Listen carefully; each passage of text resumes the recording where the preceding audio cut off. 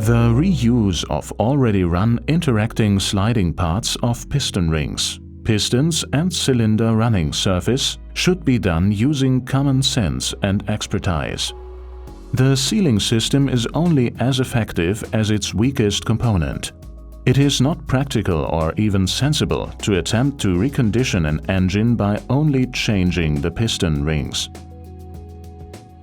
Simply replacing the rings while reusing a worn piston or a worn cylinder liner will not yield the desired results.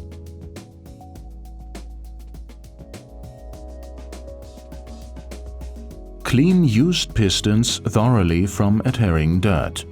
Make sure that the ring grooves are free of carbon and dirt.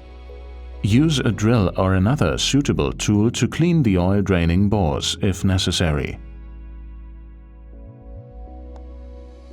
An important check is the visual inspection of the ring grooves for wear. Small scratches, dirt or unevenness causing a very fast abrasive wear of the new piston rings. Pay attention that no damage is caused to the groove sides when removing the carbon. The lower groove side is a sealing phase. Damage due to scratches may use high oil consumption or an increased blow-by gas emission during engine operation.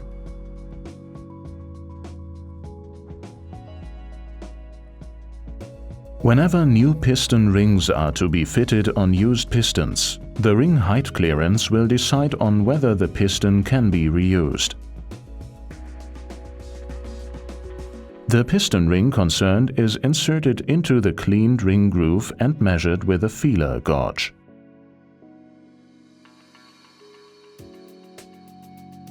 The table shows up to which ring height clearance a piston can be reused.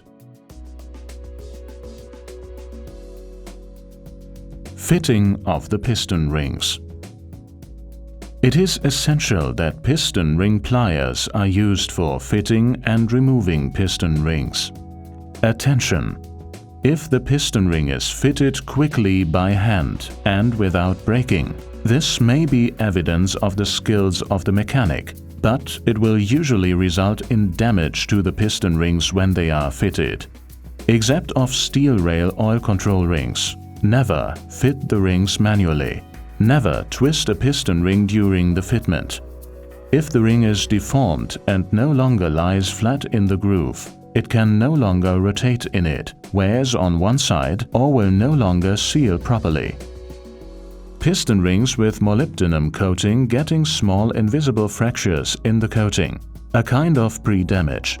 Due to strong overexpansion, the molybdenum breaks out.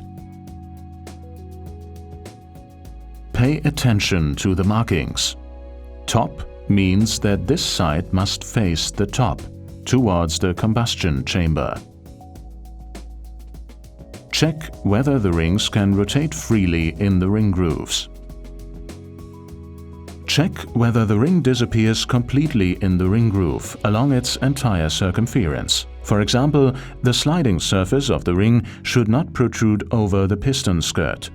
This is essential since the ring function is not warranted if there is no groove base clearance, for example, due to an incorrect ring or a carbonized groove base. When mounting two-piece oil control rings, always pay attention to the position of the spiral expander. The ends of the spiral expander must always be opposite the ring joint. With three-piece rings, the correct position of the expander spring is indispensable for ensuring the oil scraping function. Prior to installing the piston, always check the position of the expander springs on pistons with pre-assembled rings. The ends of the springs are in a loose condition. Both color markings on the expander spring ends must be visible. If these are not visible, the spring is overlapping and the ring can consequently not function properly.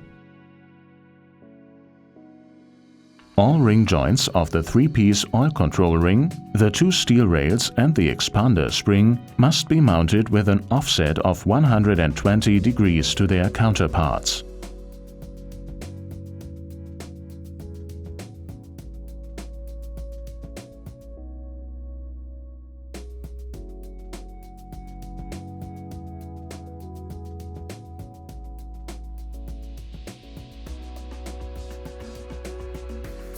Rotate the piston ring joints of the pre-assembled piston in such a way that the ring joints are approximately 120 degrees offset to each other. This helps the pistons and the rings during the first engine start. Offsetting the joint ends prevents too much blow-by gas from being produced during the first start of the engine, and therefore the engine starts poorly. All necessary tools for fitting piston and piston rings in passenger cars or commercial vehicles we are offering in a service tool set. Article number 500099913. For further information, please mind our brochure, Piston Rings for Combustion Engines, available on our website, msmotorservice.com.